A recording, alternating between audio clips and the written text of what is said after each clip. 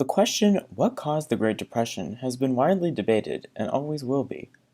While a lot is left up to speculation, analyzing the Roaring Twenties and the implications this decade had on laissez-faire economy proves that the major causes of the Great Depressions were the decade leading up to the Depression saw a lack of diversification in the economy, a maldistribution of wealth, a speculative credit structure, and an uncooperative international financial structure. Each of these aspects helped contribute to the Great Depression. During the Roaring Twenties, prosperity was mainly concentrated in the cities. Those who were well off were overly optimistic that the good times were here to stay. They were unable to see the flaws in the American economy. Agriculture. During the Roaring Twenties, agriculture faced the hardships of overproduction coupled with lessening demand after World War I. Industry. With the laissez-faire economy of the time, large companies were free to do as they pleased, and while this attributed to some of the prosperity of the time, it also led to worker strife. Additionally, stock market prices were distorted by credit speculation. Automobiles became the ultimate sign of status. However, automobiles were saturated products. That means that once people buy one, they're probably not going to buy one again for a while. This was a problem because the automobile industry was a large part of the American economy, which meant that when automobile sales fell 33% in 1933, many industries were hit and many people lost their jobs. Distribution of wealth.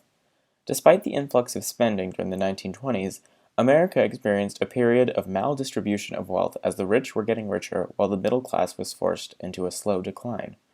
The primary consumers at the onset of the Great Depression were the top 2% to 3% of Americans who owned stock and could afford luxuries that pervaded the media. The rift between the middle class workers and the rich was so wide that 2% of American families controlled 26% of the wealth.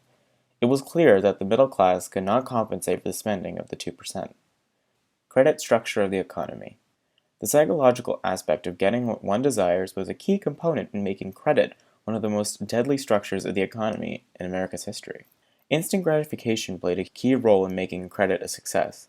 The motto was, buy now, pay later, and soon everybody conformed.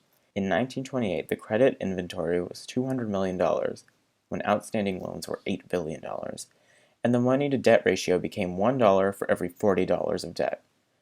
Eventually, the increasing debt became a problem, and Americans were unable to pay off the money they owed.